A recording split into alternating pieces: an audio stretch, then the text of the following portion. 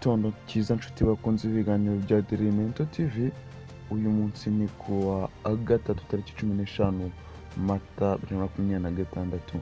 Uyu ni umwanya w'amakuru mu Kinyarwanda ku buryo bw'incamake, kuri mikoro muri kumwe nanjye Jean de Dieu niyo duse. Ikigo NESA cyatangaje ko kuri uyu wa gatanu tariki 17 Mata 2026 abanyeshuri batuye mu karere ka Ruhango aribo bazatangira ingendo zibasubiza ku mashuri mu gihembwe cya gatatu. Nanone imirimo yo kubaka umuhanda wa kaburimbo ureshya na kilometero 4.5 Kibingo Karambo Buhoro irakomeje kugira ngo irimbishe umujyi wa Ruhango kandi woroshye ubuhahirane. Mu karere ka Ruhango huzuye inzu y'amateka ya Jenoside yakorewe Abatutsi izifashishwa mu kwigisha urubyiruko amateka y'u Rwanda kugira ngo batayayoba cyangwa bayagoreke.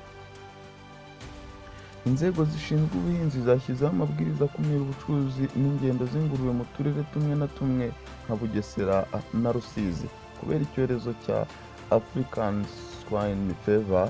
Ibi bikaba bishobora kugira ingaruka ku bucuruzi bw'inyama muri uyu munsi mu gihugu hose. Mu ntangiriro z'ukwezi kwa Mata ibiciro bishya bya peteroli biracyubahirizwaho litiro ya lisansi igeze kuri 2,330, naho mazuti ikaba ari 2,205.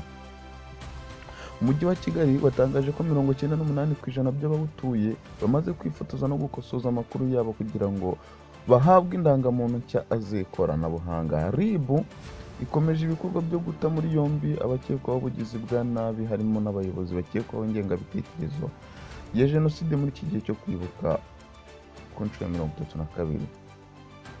Aya makuru unandi tutababwiye tuzajya tugenda tuyabagezaho uko amasaha agenda yicuma hano kuri Dailymentor TV. Icyo tubasaba no gukora subscribe, like ndetse na share kugira ngo amakuru yacu uko tuyashyizeho mujye muyabona mu ba mbere. Ibihe byiza, Imana ibari.